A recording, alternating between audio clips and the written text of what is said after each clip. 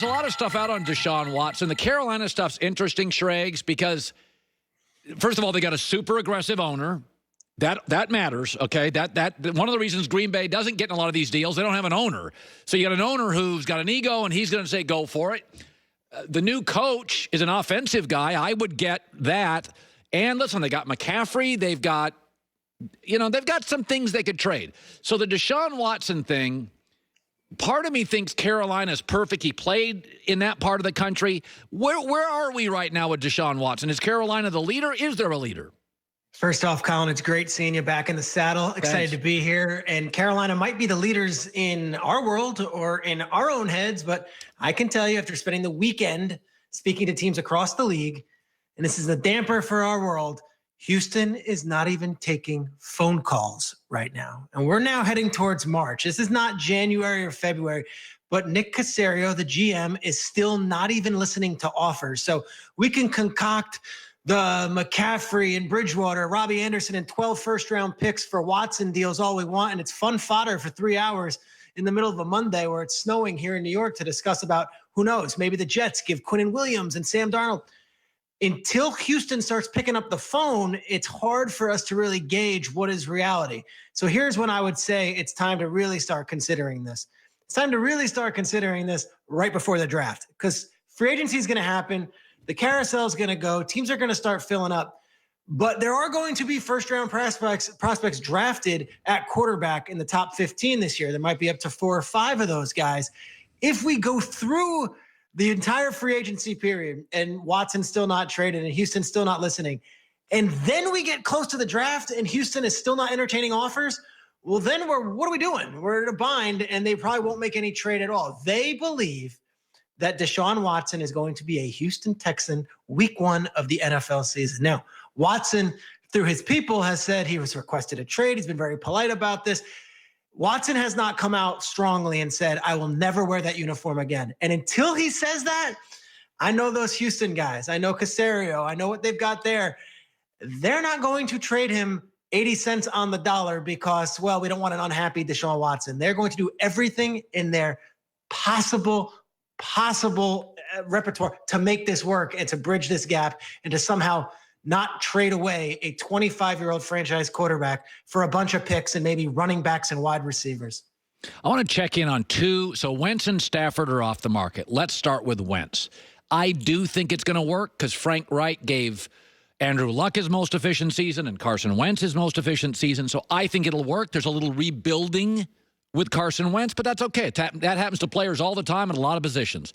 I didn't talk to you last week. I mean, it looks like the Colts just won that thing slam dunk. I mean, what's your takeaway on the Wentz to the Colts for almost nothing? It's amazing. That one was 30 cents on the dollar. And, the only way you can justify it is say, well, the Colts take on Carson Wentz, and then you're assuming that Carson Wentz is completely broken and is done. What's amazing is that now that Carson Wentz is out of Philly, now the dirty laundry starts coming out on Carson Wentz, which we didn't hear all season long, that he couldn't handle the drafting of Jalen Hurts, that once he was benched for Jalen Hurts, he went into a hole and crawled up in a ball and just didn't have it in him, and he was never happy with Foles still being around. All that stuff conveniently comes out of Philly necessarily or just gets into the media after he's gone. The truth of the matter is, this is a no-win situation for the Eagles. Okay, great. Maybe Jalen Hurts is the next greatest thing. Maybe they draft a quarterback. The fact of the matter is 2 years ago, they gave Carson Wentz this huge contract. It didn't work out, and they did not get what they thought they valued him as in the trade market. The other side of this is, what if Wentz isn't good anymore? What if Wentz isn't, all of a sudden resurrected by Frank Reich like everyone's assuming? What if Carson Wentz is as bad as he looked last year? If that's the case, well, the Colts are paying a lot for Carson Wentz, and this is a team that's one quarterback away from being a contender. Did they pick the right guy? We'll see, because we know Phillip Rivers and Jacoby Brissett are likely not walking through that door next year. Can Carson Wentz win more games than Phillip Rivers? I'm not so sure about that.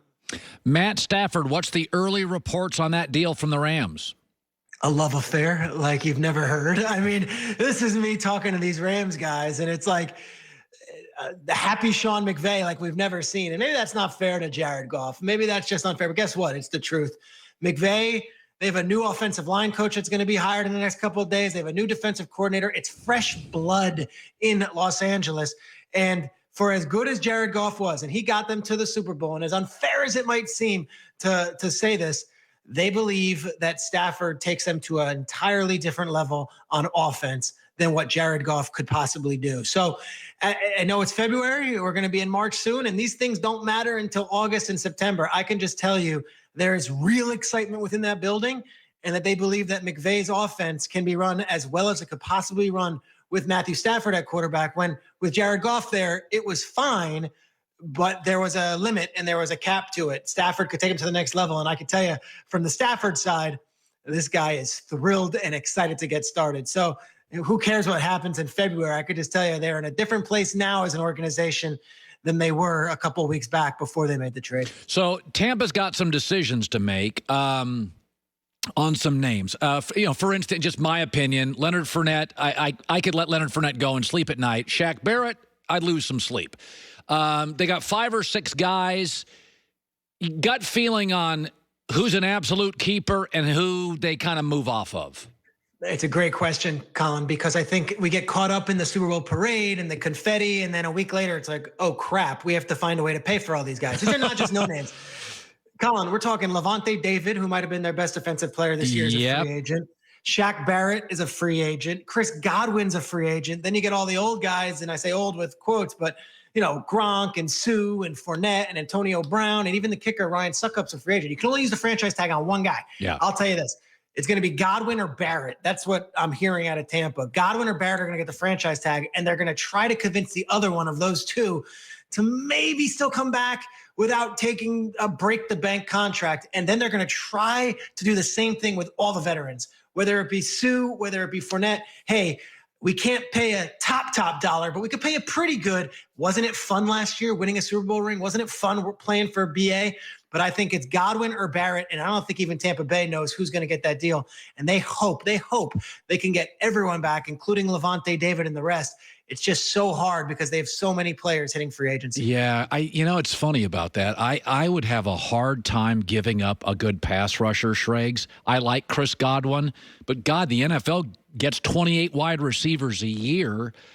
And I got Mike Evans and Antonio Brown. And by the way, O.J. Howard comes back. Scotty Miller comes back. Yeah, I mean, I like Chris Godwin, but he's almost a luxury with that team. I got to ask you one other quick question. Yeah. I said this the other day that let's say the Jets move off Sam Darnold. Okay. So you're going to tell me in the best defensive coach division in football, Belichick's the best defensive coach ever. Brian Flores looks like a superstar, and Sean McDermott is top 5.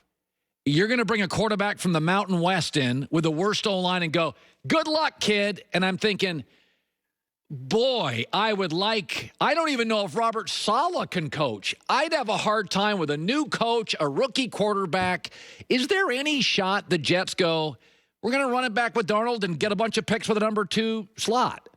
Yes, or we're going to run it back with Darnold and take a really good player with the number 2 pick and maybe get another offensive lineman because they hit a home run with Becton. Look, I know those Jets guys. They haven't made any decisions yet. They haven't. And I know we love mock drafts, and we're all assuming that a BYU quarterback is going to be the starter for the Jets next year, and away we go. I'd say slow down on that, Colin. I'm with you on this. They're still evaluating a lot of things.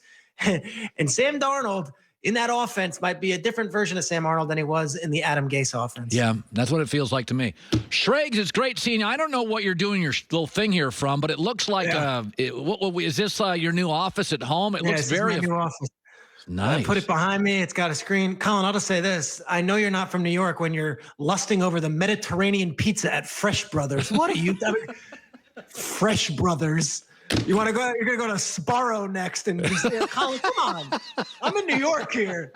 They have a Fresh Brothers in the airport in LA. You're lusting over that. Ooh, it's delicious. Get out of here. Peter Schrager, good talking to you, buddy. Love your back, Colin. Happy to see you. Oh, thanks, buddy.